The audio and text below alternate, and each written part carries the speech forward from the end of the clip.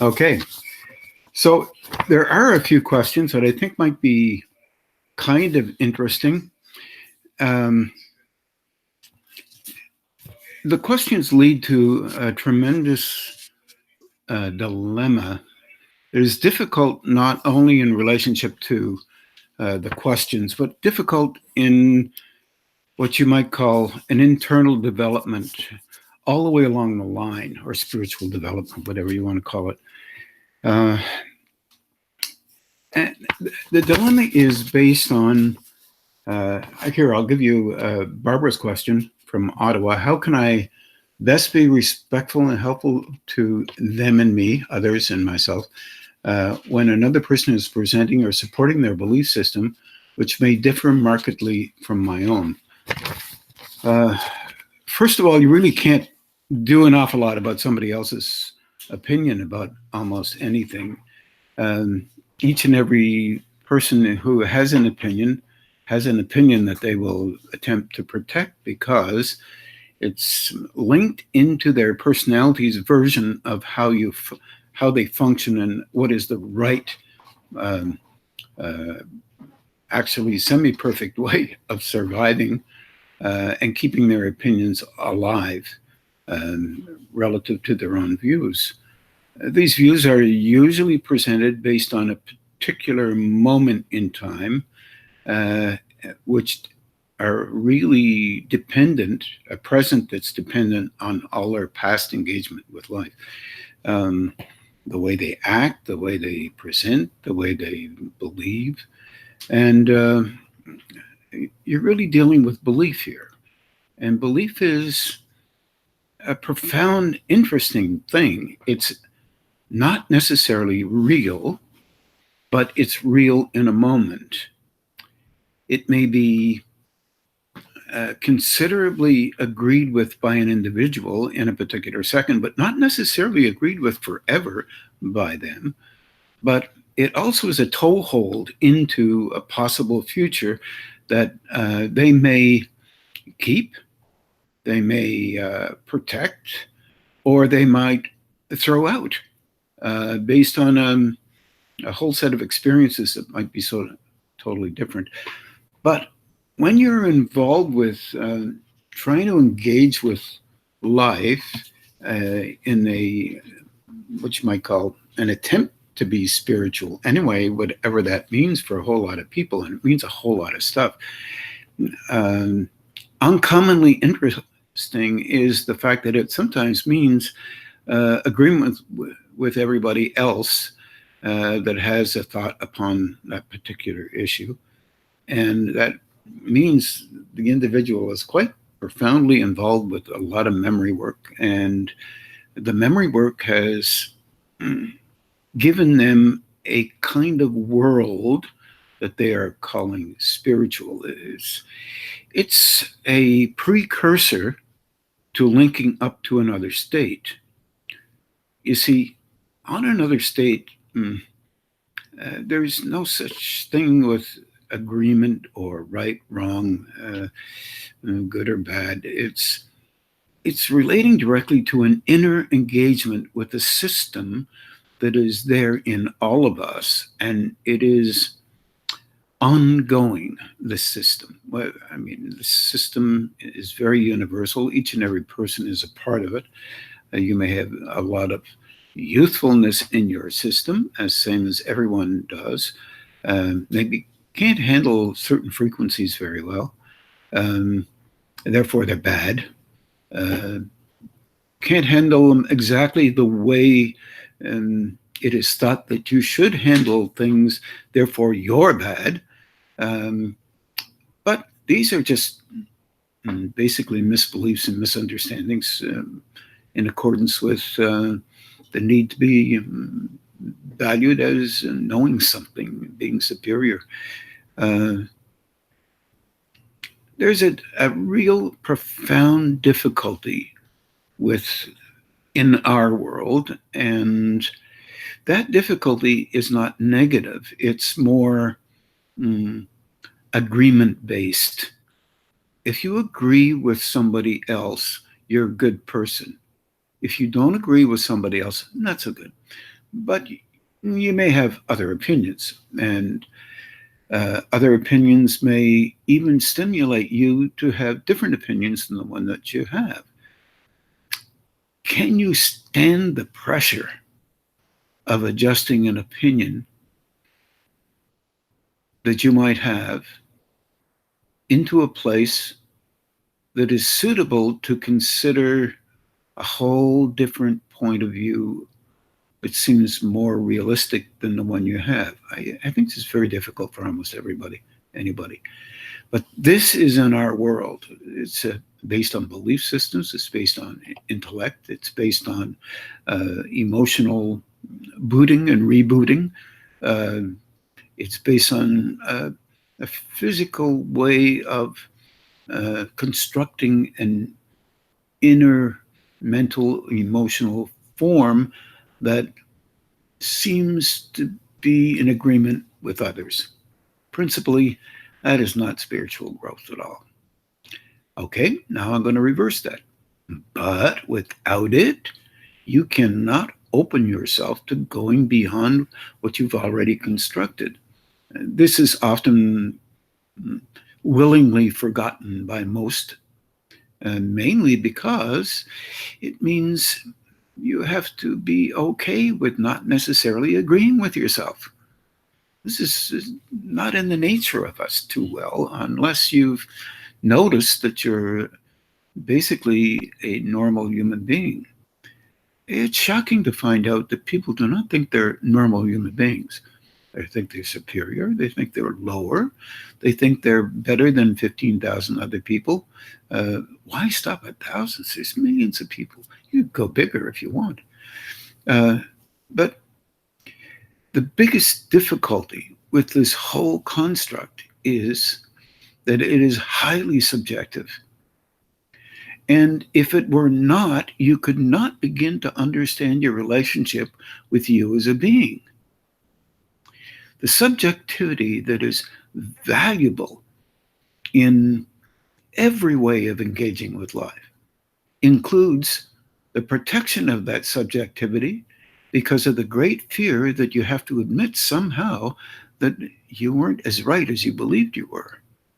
And right and wrong doesn't enter into the picture at a higher level because here's a basic tenet that might be valuable, may not be valuable to you, because you're considerably always adapting based on your experience.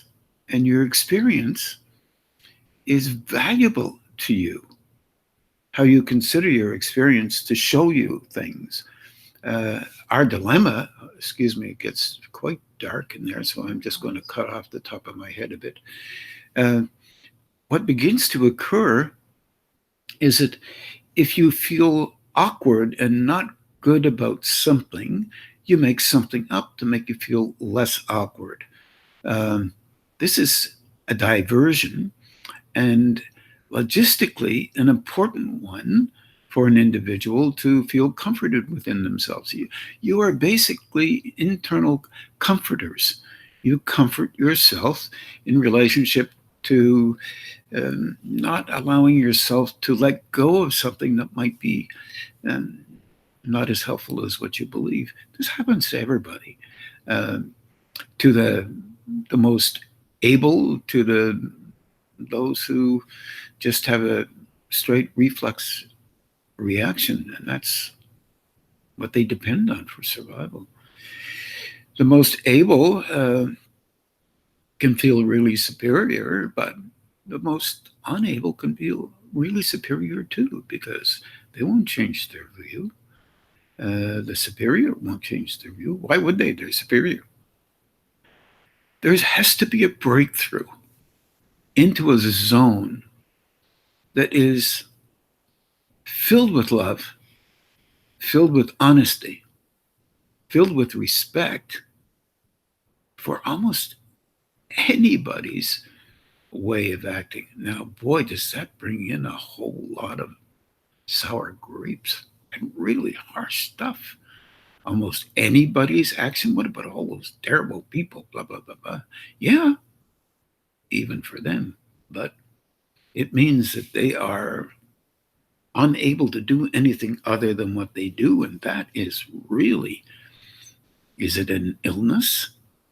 Or is it just a movement along a line that relates to internal development of some kind towards a level of development that we think we understand, but we don't really have much of a clue about? Well, all three questions that I've had are interactive with this particular way of attempting to understand what kind of breakthrough has to occur. How can you break through what you believe has to be totally true? It's very hard because there's no option if it's totally true. You won't allow options to occur. Now, if you have two or three people who agree with each other, it's horrible because there's no breakthrough that can happen because you support each other. And, well, try it in the opposite view. You have two or three people who disagree with each other. How can you break through the reactive states that you have, the dilemmas that are in your face about how wrong they are? That's an interesting question. Unless you understand that both them and you are both along in the same boat, they can't allow themselves to pull out of how they think, but you can't allow yourself to pull out of what you think. If you have broken through, or they have broken through their own self-interest and their own self-importance around those ideas, then they may recognize immediately that they're speaking about that particular thing may not be as valuable, it may not be as true as what they believe, and they may notice that you may be considering the same possibility, that maybe what you believe isn't as true as what you believe. What you believe isn't as true as what you believe. And if that's both true, then you won't be at loggerheads at all. You might be interested in finding out more how they engage so that you can understand the way they're thinking and they can understand the way you're thinking, maybe, but at the same time, you're still based on, your thinking is based on what you've gleaned, what you've taken from somebody else, what you've taken from yourself, what fits in the protection of you in your engagement with life. And in fact, what you're doing is the same thing as they are. Absolutely. It is difficult to remain in a different state than the state that you keep for the purpose of self-protection. It's difficult to remain in the same state as the state you keep for your own self-protection, whatever your options are. This is very difficult for us as a human being. And why one could say, would you ever want to change that? Good question. How about if you're really interested in going beyond where you are this second? Because where you are this second is exactly involved with what you do this second. And you're trying to figure it out, and you cannot. Now, can you allow yourself to think that your option may be not as honest within you as you believe it is? Because your self-interest is protecting you from going any farther than currently you can allow, because it will make you feel bad if you don't. You see, you just comforted yourself by putting somebody else down. You comforted your relationship with you as they are comforting their relationship with them.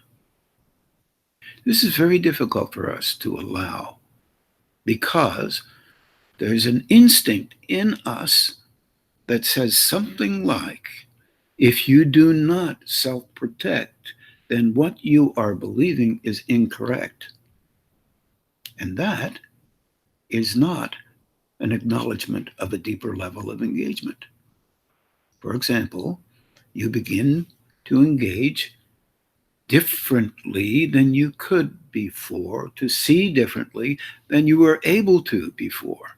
That does not negate you, that enables you, opens you. Now, it's not good enough just to say that, but your internal experience will present itself.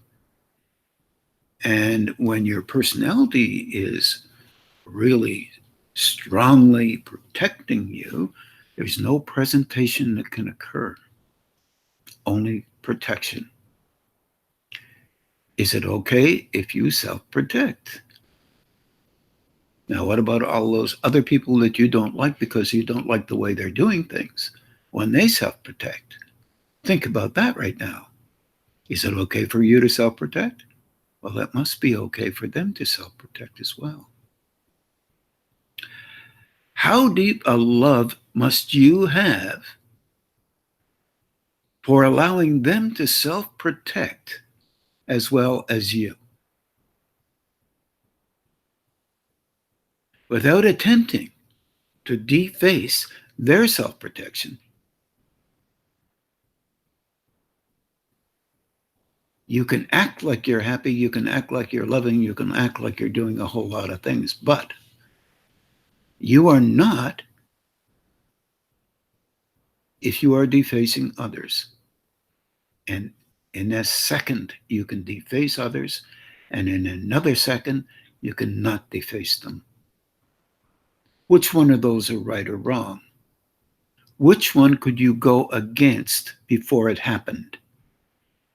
You'll find the comforting zone that you have comforts your negation as well as a positive indicator, a positive expression that makes you feel as if you are doing a very highly refined thing called loving, and you're okay with everything, because that is not real. That is your personality's makeup. You're an acting 102. Let's give it an advance instead of 101. The trick is know it. Don't hide from it. It helps you, not to hide from it. Doesn't mean you have to beat yourself up because you do it. It just means you know you do it. You're like the species. You're a part of the species. You're a cell of the species. And if you interact with this and attempt to do the best you can in those moments that you can, you're helping the species. In the moments that you cannot, you are aligning with the species. The species is not at fault. It's in a developmental form, same as we are individually. That's how valuable you are. Every individual is, no matter what they're doing. If they can come into themselves in a way that's deeper, then they can engage and put a refinement on their best cause. It affects the species. It also affects people around them over time. Also, you'll notice, with no disrespect, that the very things that you use for your own purposes, that elevate you and align with you and make you think that you're a really extra special person, are the very things that come back to protect you when you're feeling as if you need the comfort. Now, I said something right there. You are not normally aware of the feeling that you need the comfort. It's a reflex. If you are consciously aware of it, then you have done something deeper. You've gone down into and perceived and not considered negative that which you do. You've noticed that you do that which you do, and that's a part of you. but you don't have to agree with it. Sometimes it's too fast to soften. Sometimes it's too quick. The reflex that we have to remain valued the way we need to be, very young kids and very old adults have the same reflex. It's part of a species orientation. Have you ever seen that inside yourself consciously? Because that's the key. You don't have to stand around waiting to see it. It'll be there. And you don't have to beat yourself up when you see it, because that's been a stalwart for you to enable you to be a person that can survive in this world relative to a present that relates to the past. And that is not a negative thing. It's the chart that we're all on.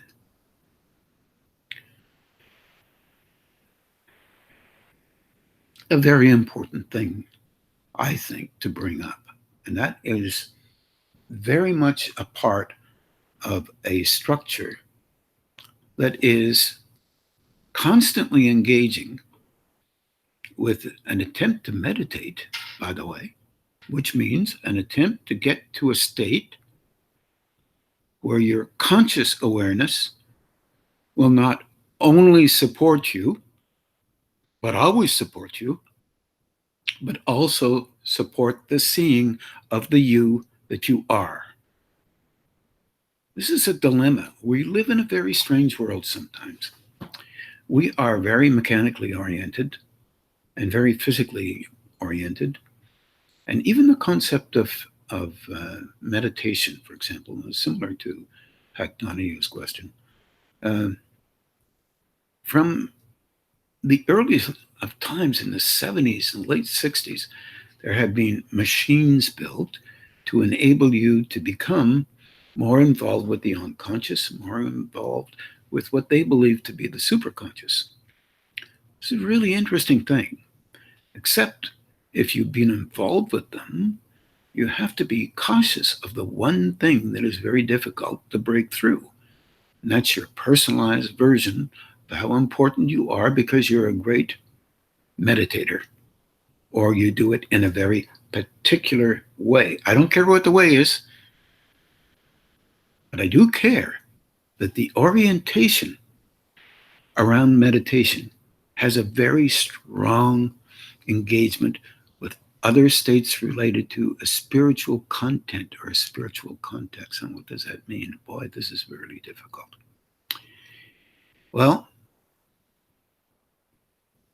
if there is an extremely enabling field of love or energy, one could say, that equips each and every individual in the universe with energy. Now, you might say I'm stretching this, so that they can create their own rendering of a person based on their life experience, based on how they were brought up, based on their personality, mental, emotional, and physical contexts and abilities.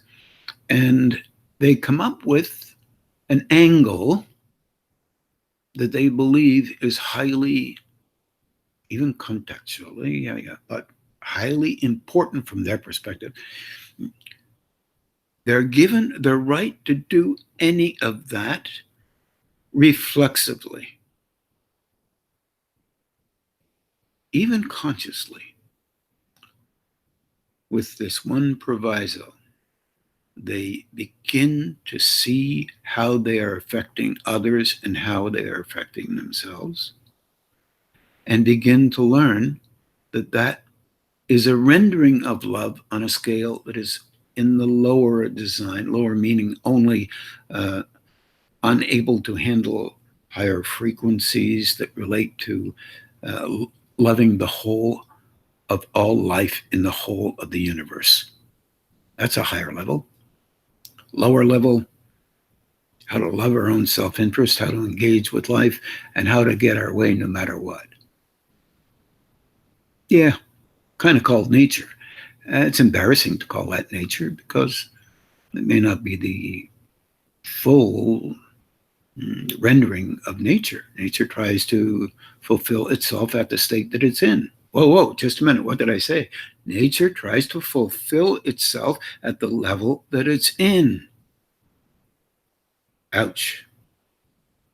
Is it possible that humanity is attempting to fulfill itself at the state that it's in? Doesn't look very sweet if you pull back in a geographical format and you look at various types of personalities as nations. God, we're in a lot of trouble. I don't see any perfection out there. Of course, ours is better than everybody else, of course. There's 8 billion people. 8 billion people can say exactly the same thing. Doesn't make it true.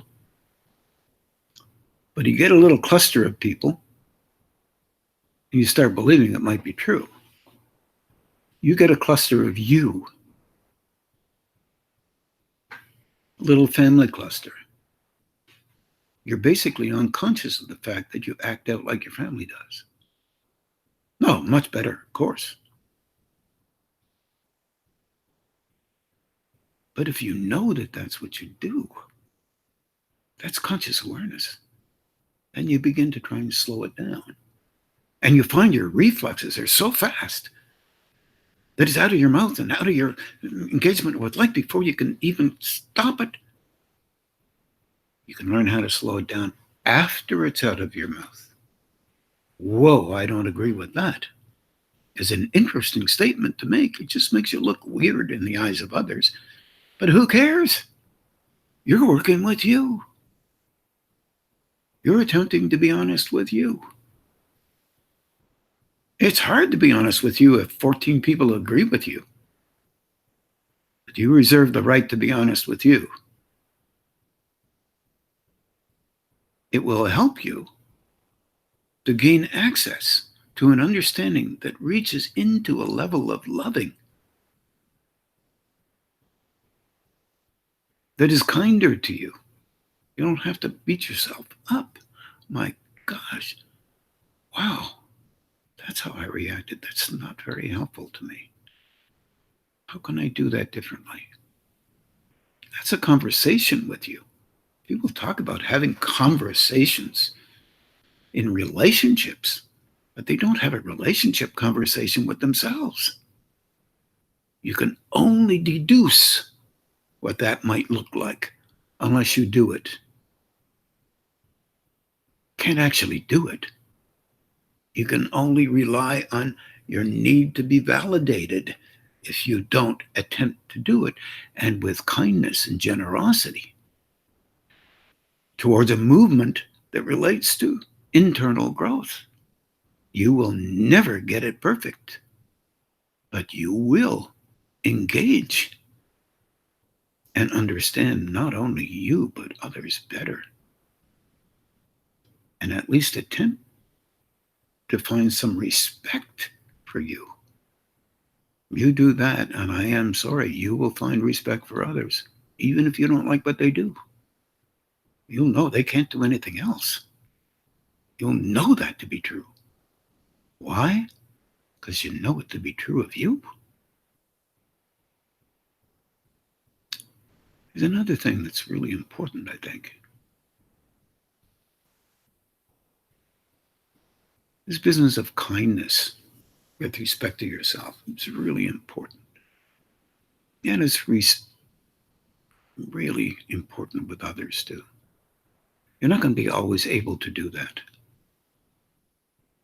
So right away, just be okay with not being able to do that. You start telling yourself you're doing that all the time, and you will find that you are not doing it.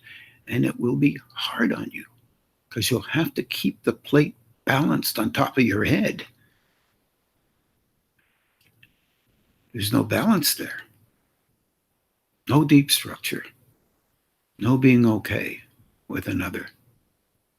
Unless they fit somewhere on that plate that you've got balanced in your own dispositional process. No negativity is attached to it. Everyone does the same thing. until you begin to slow it down and be okay with you. You are basically a loving being. Everything you do is with great respect for how you would treat you if you find you out. Wow, don't do that. If you find you out, be okay with you. In other words, if you know that it's hard for you to be perfect in some idealistic manner, don't try to be. Don't try to be negative either. What you're trying to do is find a balance. Remember the plate on top of your head. You can't balance that when your neck is back so far or your neck is down. You can barely do it when you're looking at yourself straight in the mirror. I love these podcasts. There's only one person I can see in here, and that's me. That's scary. That would be like looking in a mirror all the time. Good God. How are you going to deal with that? But what if there's nobody in the room? And you see the image that you are and have. And you realize that this is the one that you've been involved with, and it's changed a few times. But when it changes, you can look back and take a look at the changes and realize maybe you had to be that way in that moment to deal with your own insecurity. Once you make a decision, it's part of the insecurity. It doesn't mean it's right. It doesn't mean it's wrong. It's just an option. But this love business is wild because if you can treat yourself with a modicum of kindness, then it will be okay for you to be not right all the time, not devalued all the time. And that affects other people. This concept of love in spiritual growth has everything to do with the transmission of energy that moves through you for a purpose that is beyond your personality's way of seeing it, because you are not consciously aware. You are utilizing love or energy for the purpose of constructing a form that pleases you. That is the nature of us. And that it's riddled with needing to be more important than others are important. It's not a devaluation. It's just that's what we're trained to do. We compete for almost anything. Simple things that are just hardly of any value whatsoever. But we believe that if we don't, we will be considered lesser than. Not lesser than this, that, or no, lesser than. Somehow that's more potent.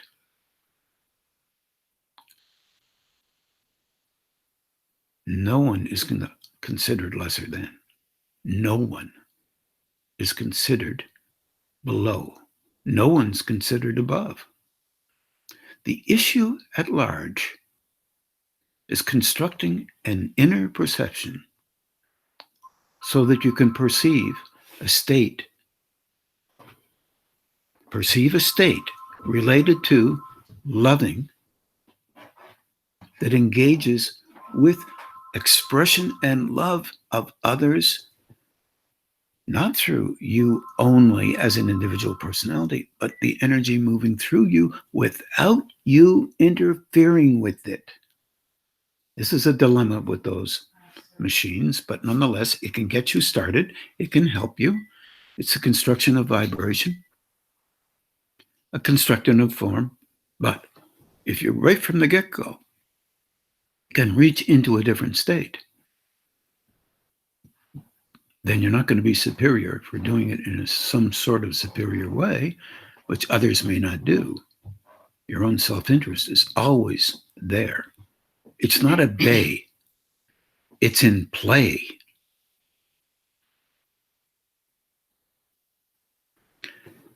It's a way of looking at it. The same is true of many groups.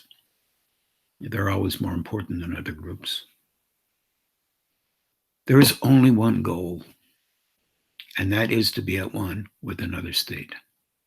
Not before anyone else, not behind anyone else, just when you can. And then the goal is still the same, to be of help to others so they can become as able as you or more. This is a toughie for us. No one wants to remember this one, but it doesn't mean we can't. And it doesn't mean we can't handle the reflexes that we have internally when others are growing. But at another state, you can see the importance of the individual being stimulated. It's there to be seen so that help can be given. Now, that's a contradiction in terms. You get help not to be self-interested and self-important, which is an act of love, by the way. But you get help to notice that it's an act of love that is useful, and you're moving in a direction to be even more helpful, in a manner that moves beyond your great wondrous ability to be great. And learning softly, respectfully, that is a reality rather than the reality of the individual becoming great like a god and emitting energy to be helpful to others in the places where they think it needs to be, because we don't know where it needs to be unless our development is such that an individual transmits into you, you perceive where they are, and you ask for help for you where they are so it can help them where they are. That would be truly a help. That's a difficult one to make sense of. You can replay that if you like 100 times. It'll be hard to make sense of. Living life and having that happen is extremely hard to make sense of, but not negative. Extremely helpful. And hopefully I can relay some of that in the next DVD that we're hoping to get out that might be helpful in the understanding that, hopefully. Because it's a key in the purpose that we all have in our relationship with internal development. Whether you call it spiritual, universal, or immortal development, God knows. You can call it almost anything, and we are so creative, we can call it a lot of stuff. And we will. I hope that helps that question. I think it's very, very interesting because it leans into Marlene's question, which is, are there ways of looking inside better to help discern when a gut feeling is self-interest and a projection rather than soul move inner guidance? I think I covered that in that it is so difficult to know this because you are always in a pattern relating to protecting yourself. And there's the great fear that you are wrong. Why is that fear there? I don't know. I usually do it in some kind of sport metaphor where, you go out and you can't hit a curveball, so you practice hitting curveballs. You get better at hitting curveballs. You weren't bad because you couldn't hit them. You just couldn't hit them. Same thing with fastballs. And this it's a relationship with a characteristic of the personality, but it's just a curveball. You don't practice trying to help it.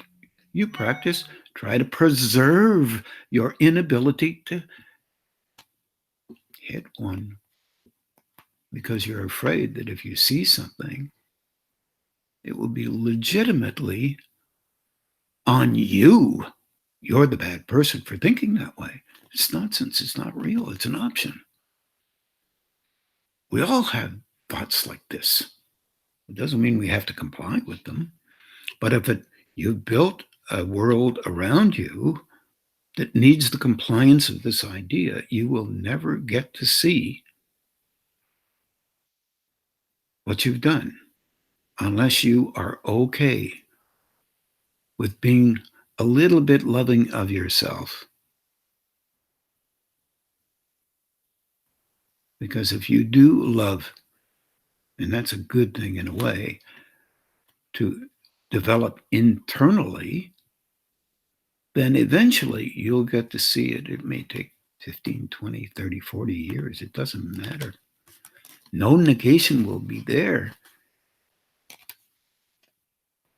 about you thinking one way versus another. It's just that you will be the one. You will look at it and say, damn, look at the time I wasted. You didn't waste the time. You got to see something that was a characteristic. And by the way, a characteristic of almost everyone on the planet. You weren't so special in it. But you were a human being. And that's an important thing to remember. We have far too many people thinking that they're not a human being simply because they're more spiritually oriented than other people because they believe in one thing versus another. I'm sorry, that doesn't work. At one point, when you are aligned with another state, everyone's belief system is secondary. Primary is a relationship with that higher state.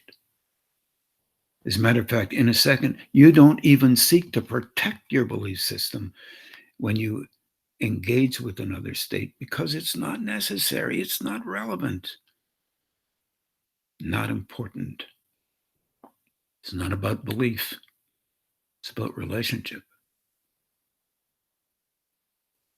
And a oneness that allows an engagement with energy that moves through you without you interfering with it so that you can be truly helpful to others where they need the help, not where you want them to be helped. And this is like a new page for us. Lots of people have talked generally about it and engaged with it as well and know it to be true because they are and have lived in that state. But too hard for us, generally normal folk, to handle. Because that means we can be anywhere and be helped. Also, it means anyone who's ever reached that stage will be helpful to you. And you know how you don't like help when it doesn't fit your world. I want to thank everybody for listening. I find this part of an engagement with another state very important and valuable to everyone. If you have one experience with this, just one, you'll never forget it. It'll be valuable to you. But look out. If you're not careful, you will shape it because we're really attentive and very capable in this, very bright. You will shape it into a construct that relates directly to a belief that you will value greater than the actual act itself. And how will you know? And how will you know? You'll know only when you're capable of allowing yourself not to be protective of your own self-interest. This is very difficult. You have to learn how to be honest with yourself, and this is really hard to do. But being honest doesn't mean negation, and it doesn't mean superior. It just means being a human being and doing what you can. Good night, everybody.